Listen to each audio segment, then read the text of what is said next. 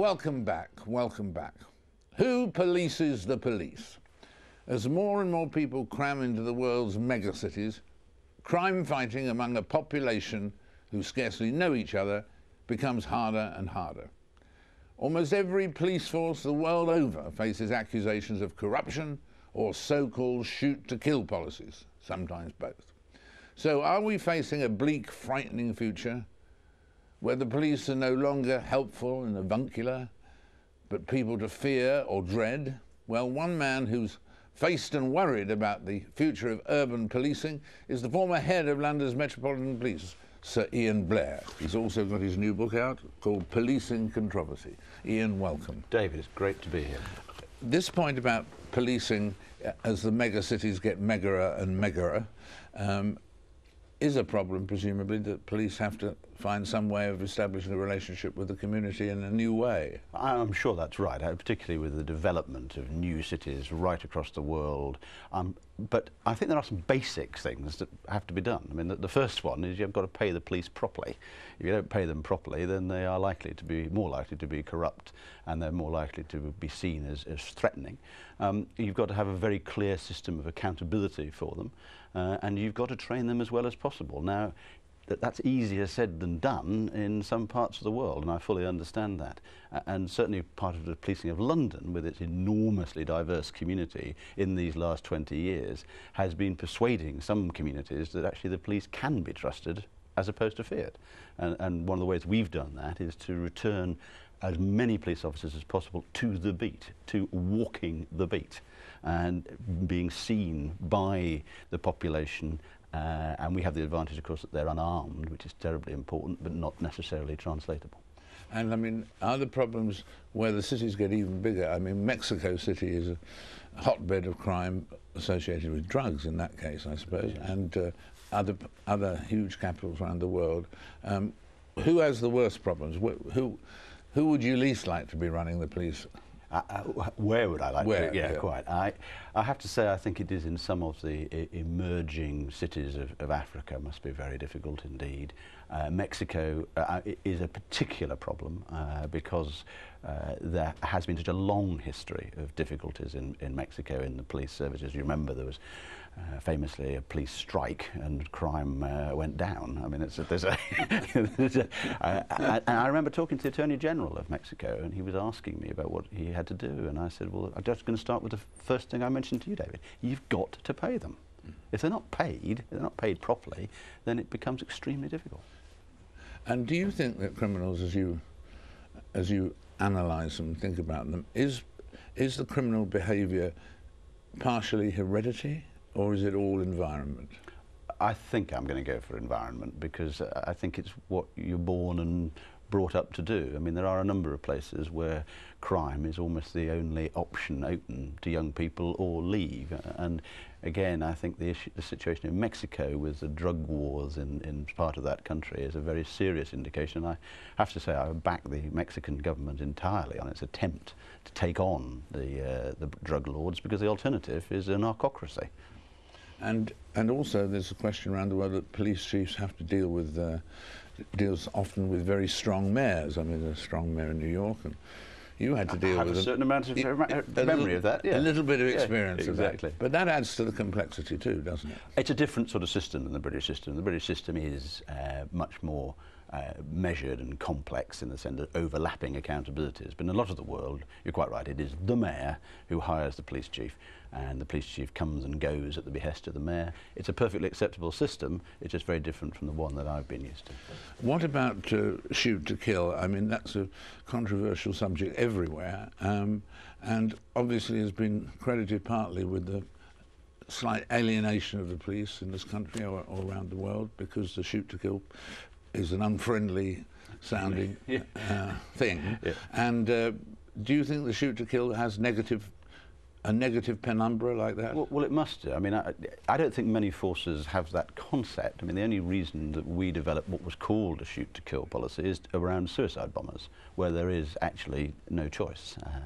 And we went round the world to see how different places like Sri Lanka, like Israel, dealt with that particular problem, because the alternative of not doing it is an awful lot of people dying. And talking of shoot to kill, I mean, in the terrible case of Jean-Charles de Menezes, why did in that shoot to kill situation, why did the coroner tell the jury at the inquest that they couldn't bring in a verdict of unlawful killing, only the other two? It's a bit like someone being tried and the judge saying normally you can be found guilty or innocent, but in this case you can't bring in a verdict of guilty. Yeah. You know, well, I mean, it sounds as though it made it a bit of a farce. Well, it didn't make it a farce. It was exactly the right thing should happen, in the sense that an inquest is the way you should deal with the death of an individual at the hands of the state. But what the judge understood was that no individual officer set out that day to kill somebody, and that on the information they had at the time, their actions were reasonable. That's exactly what happened. You cannot attach an unlawful killing verdict in an English system either to, it's got to be somebody unknown, or it's got to be capable of being attached to somebody known. Well, we all knew who had done all these different things. And in my view, Jean-Charles de Menezes, which is a tragedy for which the Met was responsible, was a victim of just the most ghastly combination of circumstances. Had he been going down that tube station 2 or 3 minutes later, he probably would not have died. Thank you, Ian, for being with us and doing a survey around the world and so on. We appreciate it. Okay. Great pleasure, David. Thank you. And still on the subject of security in our cities, and indeed everywhere else, we go now to terrorism and the news about the 9/11 trials that is dividing the US as we speak. Last week it was announced that Khalid Sheikh Mohammed, the Al-Qaeda operative believed to have been behind, perhaps the brains behind as well, the September 11th attacks, and that he's going to stand in a civilian court in New York. The news has caused a huge fuss, a media storm in the US, where many, not least some of the relatives of 9/11 victims, say that the perpetrators of the attacks should be tried in a military court, far away from the emotive site of Ground Zero. To discuss the matter now, I'm joined, I'm delighted to say, from New Haven, Connecticut, by Glenn Sulmasy. Welcome to Glenn, and he's an expert in national security law. And from New York, by Scott Horton, a journalist and attorney known for his work in human rights law in particular. And welcome to you too there. Welcome. Great to be with you. Thanks for having us. It's a joy to have you with us. Glenn, what would you say? Do you welcome this decision of the administrations to hold this trial in this way? Yes, sir, David. I think we have to look at what the president inherited, the unenviable task of trying to close Guantanamo and set a new course for foreign relations for the United States. And when he's judging what to do and how best to proceed, he has to think quickly, reasonably, and pragmatically. And the two options he had available were military commissions or the civilian courts. And I think we have to take into consideration that the Attorney General and the President of the United States are both very bright, capable people who also have law degrees, who understand the nuances of what they're doing. Right, thank you, Glenn. And turning straight away to you, Scott, do you think this trial of the 5 is a good idea, close to Ground Zero? I think it is a good idea. Yes, absolutely. In fact, I think his administration has correctly set a high priority of securing convictions in the best available forum as quickly as they can do that. And I think the best forum here really is the Southern District of New York, which is a federal court that has a long track record now of handling difficult counterterrorism cases, including defendants who are much like these defendants. But do you think, Scott, I mean, will they be able to find very easily a jury to select who are not already prejudged? I mean, there's no one in New York who didn't know about this case, obviously.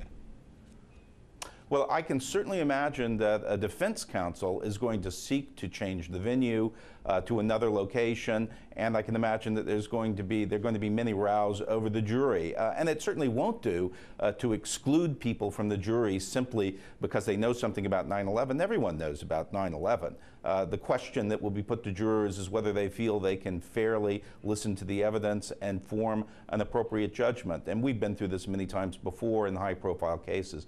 And I have no doubt, in fact, that they'll be able both to try the case in Manhattan and to find a suitable jury. Glenn, coming back to you, do you think they'll find a suitable jury in New York? I think it's going to be quite difficult. I think certainly being able to find an unbiased jury in the voir dire process will be quite difficult. And I do think there'll be certainly complications and trouble in trying to try these cases. However, again, I go back to the President and the Attorney General certainly took their time in making this determination. They acted on information that was readily available and probably other information that none of us have access to. And when they make this decision, there's a thought in my head, and Scott may agree as well, Sir David, that they may be pleading. All 5 may plead guilty, and then there's no need for a jury. There's no need for jury selection, and the idea of introduction of evidence changes. That's interesting, yes, because that point about pleading guilty, because if they didn't plead guilty, the question that arises and has arisen already is, do you think that defendants like these would be more likely to get off with a civilian court or a military court? Which would be more generous? You know, I think probably depending in the Southern District of New York and knowing the impact that this has had on New Yorkers and actually having been born in Manhattan, in New York City, I know, and having family still there, that there's a strong feeling that a conviction might be more severe in a civilian court, ironically. The military is incredibly fair, but it's interesting to note that our last execution or our last death penalty case, I believe, was 1962 in the armed forces. So it's an interesting dynamic between the two. I think either way, what we're looking to do, and I am confident the administration is looking to do and the country is looking to do, is to balance that difficult task between promoting national security and still adhering to our long-standing commitment to the promotion of human rights. But Scott, also in this situation, there is said to be 70 people from Guantanamo who are in limbo. They're too dangerous to release, it's said, and at the same time, there's not enough usable evidence to try them. What would you do about those 70, Scott? Well, I think that's really going to be the major question that we're going to see at the end of this process. When the interagency task force that the President put together renders its final report, which is coming now in just a few weeks, they're going to have to explain to us how they come to this conclusion about this so-called 5th category. And it raises some very, very strong concerns. They'll probably argue that these people can be held as enemy combatants for the duration of this conflict, and I think that raises a lot of issues. And I, for one, frankly, I'm very skeptical that these 70 people, if they are as serious figures as has been suggested, that there's no basis to try them with charges either before a military commission or a federal court. I really am waiting to be convinced of that. Well, thank you both very much for joining us and airing those topics together. We thank you very much for joining us, both of you. Thank you very much. Thank you for having me. Thank you. Thank you. And now, that's all. Join us again in 7 days' time, we suggest, for another fizzing edition of Frost Over the World. Until then, goodbye for now.